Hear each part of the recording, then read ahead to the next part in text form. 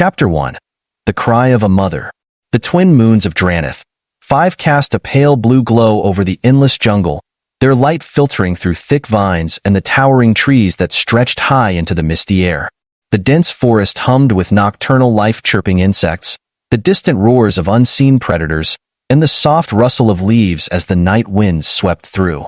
But amid the natural symphony of the wilderness, a single, sorrowful sound pierced the silence, a heart-wrenching cry of grief. Hidden within a natural cavern, nestled between the roots of an enormous tree, Valith, a Dranry mother, curled her long, serpentine body around the hollowed-out nest where her eggs should have been. Her deep blue scales shimmered under the moonlight, but her body trembled, her golden eyes clouded with despair. Her 6 slender arms, usually so strong, lay limp at her sides. Her eggs, her unborn children, had been stolen. It had happened in the dead of night, while she had been hunting for food. She had only left for a short time, but when she returned, the nest had been empty. The thick scent of offworlders still lingered in the air, mixed with the sharp, acrid stench of burning fuel. Whoever had taken them had come from beyond the stars. Her people, the Dranry, were a proud but dwindling race. Their biology was rare in the galaxy. They laid eggs only once every 50 years, and a single clutch was precious beyond measure.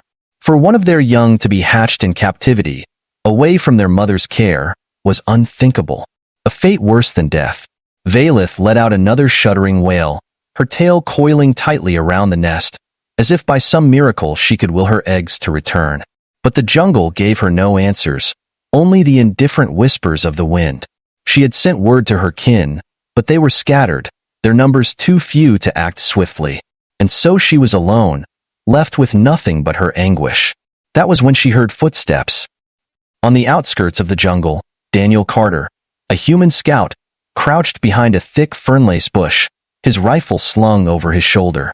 He had been sent to Drannith, 5 as part of an eco-survey team, assigned to map the region and ensure that the off-worlder colonists weren't disturbing the delicate biosphere. At first, he had expected this to be a quiet job, just a few weeks of trekking through alien forests, cataloging flora, and maybe swatting away the occasional aggressive wildlife. But things had changed when he intercepted a distress signal. A Dranry, female, mourning. Daniel had never met one in person before.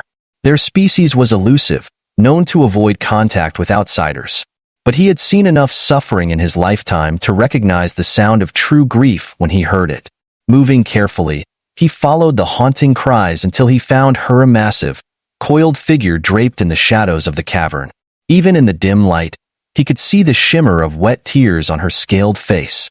She was beautiful, in an alien sort of way, tall and sinuous, her lower body resembling a serpent while her upper half had a lithe, almost humanoid form. She had long, delicate fingers, tipped with iridescent claws, but they trembled where they lay against the empty nest. For a moment, he hesitated. He knew that approaching a grieving mother, especially one from a species as powerful as hers, could be dangerous. But something in the way her shoulders shook, the way she rocked gently, whispering to herself in a language he didn't understand, stirred something in him. She was in pain, and Daniel couldn't just walk away. Slowly, he stepped out of the brush, raising his hands in a universal gesture of peace. "I heard your cry," he said, his voice low, careful. "I'm here to help."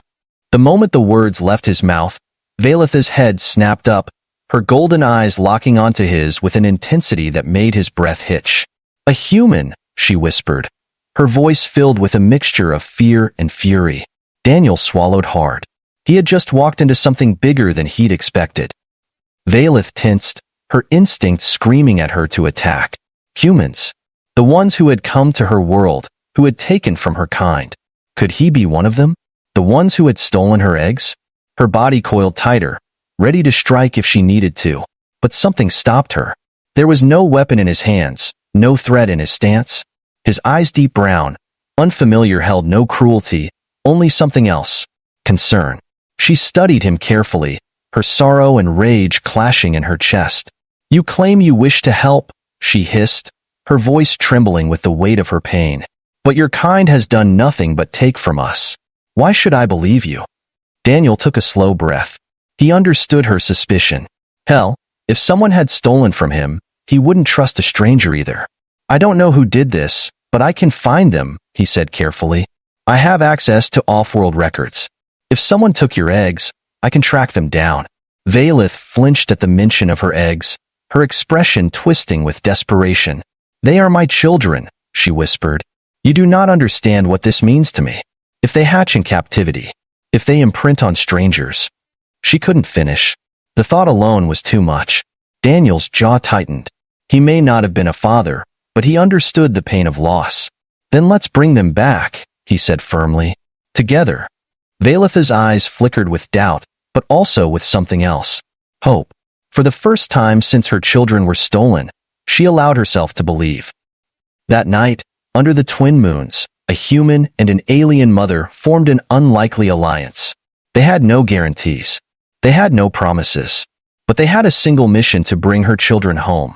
And Daniel would stop at nothing until he made sure that happened. Chapter 2.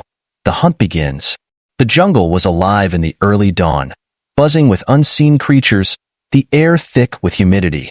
A soft mist rolled through the towering trees, curling around ancient roots that had twisted themselves into the planet's very foundation. Somewhere, in the far distance, a predator's roar echoed, followed by the sharp rustling of prey fleeing for its life. Daniel and Valeth moved carefully through the dense foliage, their footsteps almost silent. He had expected her to be slower, given her grief and her massive frame, but he quickly realized that was a miscalculation. Despite her size, Valeth moved with a silent grace, her long, serpentine lower half barely making a sound as it slithered across the damp forest floor. She was a hunter. Daniel had been tracking fugitives, poachers, and criminals for years, but she was on another level. Her golden eyes scanned every inch of their surroundings, her nostrils flaring as she picked up scents that Daniel couldn't even detect. The jungle was her home, and despite the anguish that had hollowed her out, her instincts as a mother were still razor-sharp. She had a mission now. She would find her children, or she would die trying.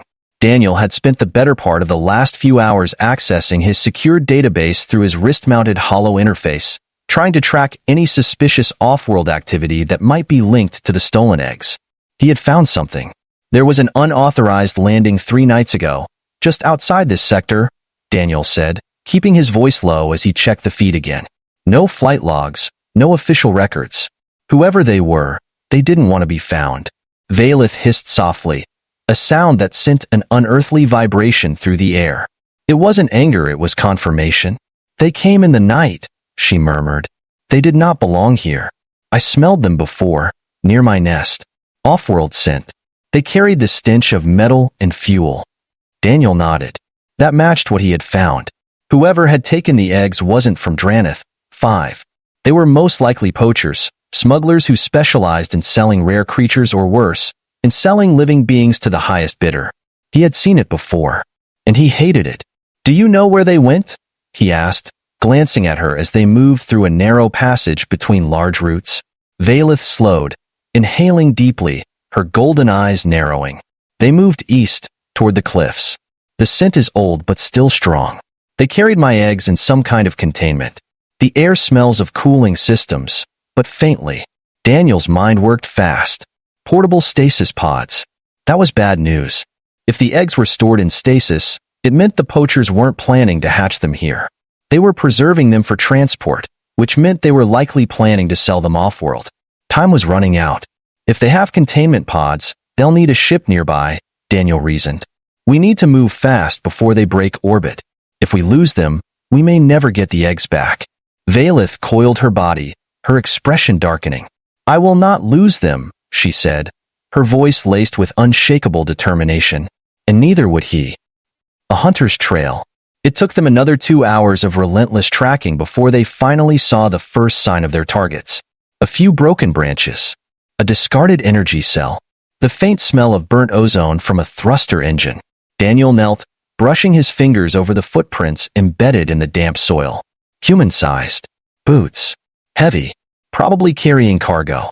5 or 6 of them, he murmured, glancing up at Valeth. She was already ahead of him, her scales rippling, her body moving with deadly precision. They were close. Too close. And then, through the thick trees, they saw it. a clearing with a small makeshift landing site, and in the center of it, surrounded by armed men, were 3 containment pods, glowing with a faint blue light. The eggs. The enemy revealed.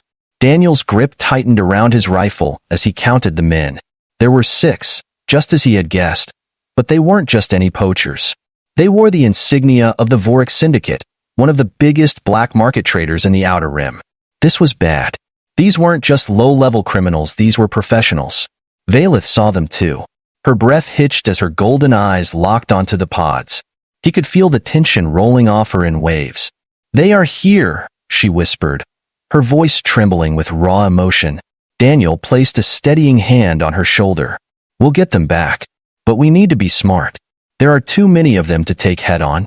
Valetha's claws twitched. She didn't care about strategy, she only cared about getting her young back. But Daniel was right. They needed a plan. His mind raced. The poachers weren't expecting trouble. Their weapons were holstered, their attention mostly on loading supplies onto their ship.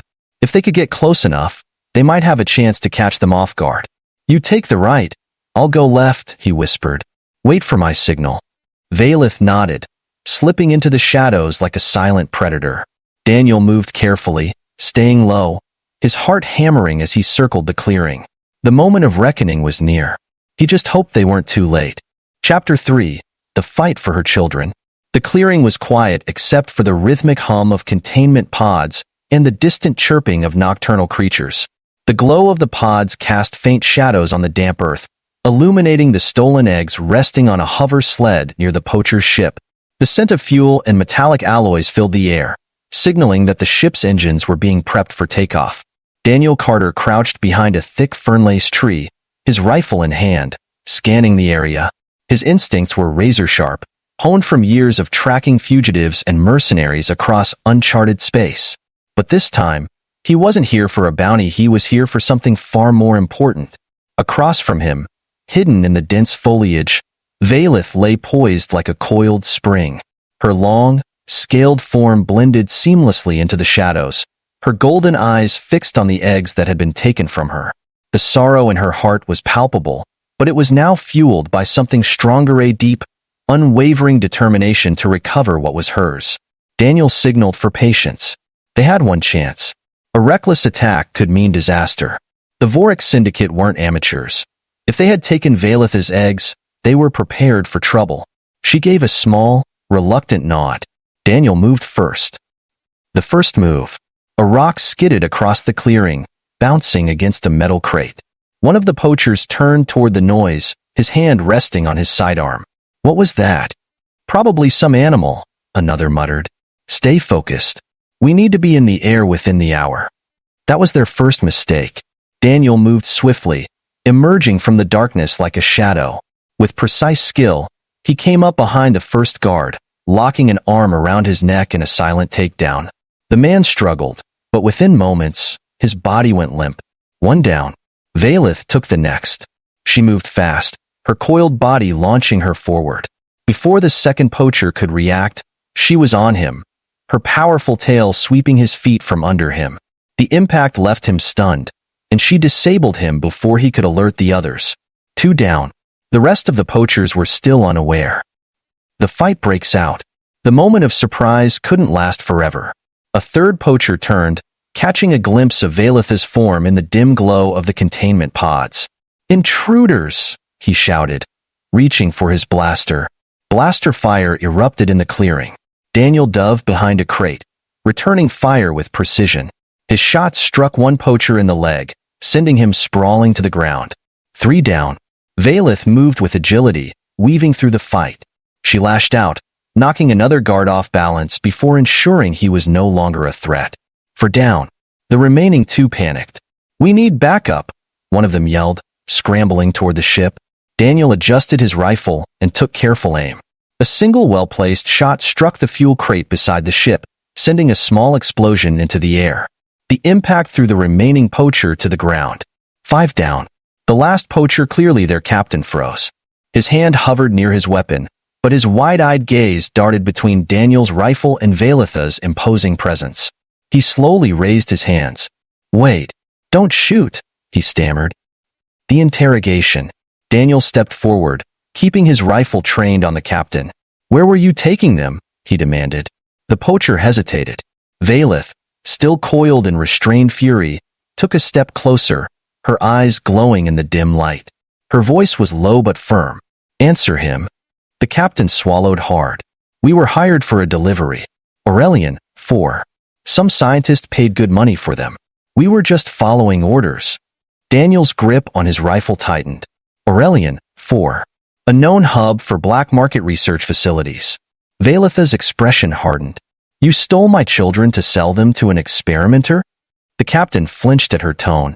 Daniel's voice was equally cold. "You better hope we reach them before your buyer does."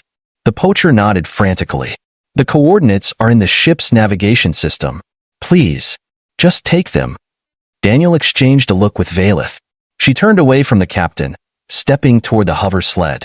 And there, bathed in soft blue light, were her eggs.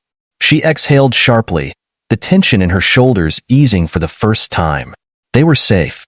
For now. But this wasn't over. Not yet. Because whoever had paid for these eggs was still out there. And Daniel had a feeling that their fight was just beginning. Chapter 4. A Mother's Wrath. The jungle remained eerily silent after the battle, the scent of burnt ozone and scorched metal lingering in the humid air. The Vorik Syndicate's poachers lay defeated, their weapons scattered, their ship grounded. But Daniel knew better than to celebrate too soon. This wasn't over yet. Across the clearing, Valeth stood in front of the hover sled, her golden eyes locked onto the 3 glowing containment pods. She reached out hesitantly, her claws brushing against the reinforced casing, her breath shallow. For a moment, she stood still, as if afraid to hope. Then, with a shuddering breath, she deactivated the stasis field. A soft, pulsing warmth emanated from within the pods as the glow faded, revealing her eggs, intact and unharmed. Daniel watched as her entire body trembled, the weight of her emotions crashing down on her all at once. "They're safe, Valeth," he said gently. She exhaled sharply, her hands cradling the eggs with a tenderness he hadn't seen before. "They are whole. They still live." Her voice was barely above a whisper, but he could hear the raw relief in her tone. But then, just as quickly as relief had come, her expression hardened. "They would have taken them from me forever," she murmured, her grip tightening around the pods. "They would have turned my children into experiments. My kind has suffered enough at the hands of those who see us as nothing more than commodities." Daniel had seen this look before, the kind that came just before someone did something reckless. "Valeth, we have to go. Now," he warned, "before reinforcements arrive." She turned her head slightly, her golden eyes burning. "No, this must end." The final battle. A low, distant rumble echoed through the jungle. Daniel swore under his breath as he saw movement on the ship's sensors. A second Vorik Syndicate ship was inbound. They called for backup. He cursed, gripping his rifle. "We need to get out of here before dash." Before he could finish, a loud sonic boom cracked through the air as a black transport cruiser descended through the atmosphere, its engines burning brightly in the night sky. The jungle trembled as the massive ship landed just beyond the clearing, its hull bristling with gun turrets and reinforced plating. The ramp hissed as it lowered, and from within, heavily armed mercenaries stepped out in formation, their weapons trained on them. Leading them was a tall, armored figure, his blue-gray skin marked with intricate cybernetic implants. He walked with calculated precision, his expression unreadable beneath his high-tech visor. "You have something that belongs to me," the figure called out, his voice cold and mechanical. "Return the eggs, and I may let you live." Valetha's frilled crest flared in warning, her tail lashing against the ground. "You will never have them." The leader sighed, shaking his head. "Unfortunate." With a snap of his fingers, his men opened fire. Fighting for freedom. The jungle erupted into chaos. Daniel dove for cover, firing off controlled bursts as laser rounds ripped through the trees. His shot struck true, sending 2 mercenaries sprawling, their armor sparking from the impact. Valeth moved like a ghost, her body weaving through the firefight with deadly speed. One moment she was on the ground, the next she had leaped onto a soldier, disarming him with terrifying ease. Daniel barely had time to reload before Valeth launched herself toward the mercenary leader. He reacted fast, blocking her strike with a plasma-coated baton, the weapon crackling as it clashed against her claws. Sparks flew as they exchanged blows, his cybernetic enhancements allowing him to move with unnatural speed. Impressive, but futile, he taunted, dodging her next attack. I have fought your kind before, beast, and I have never lost. Valeth's eyes narrowed. Then you have never fought a mother. With a burst of strength, she coiled around him, her powerful tail constricting his movements. His visor cracked under the pressure as he struggled, but it was too late. With a final, powerful twist, she threw him into the wreckage of a fallen tree. He didn't rise. The escape. Daniel, breathing heavily, scanned the clearing. The remaining mercenaries were either unconscious or fleeing, their leader defeated. The fight was over. We have to go now, he shouted. Valeth, still brimming with adrenaline, turned toward him, her chest rising and falling in rapid breaths. But when she looked at her eggs, safe in the hover sled, her expression softened. She gave a small nod. Daniel rushed toward the mercenary ship, accessing the navigation controls. I can override their system. We'll take their ship and leave this place for good. Valeth hesitated for a moment before turning back to the hover sled, cradling the containment pods gently.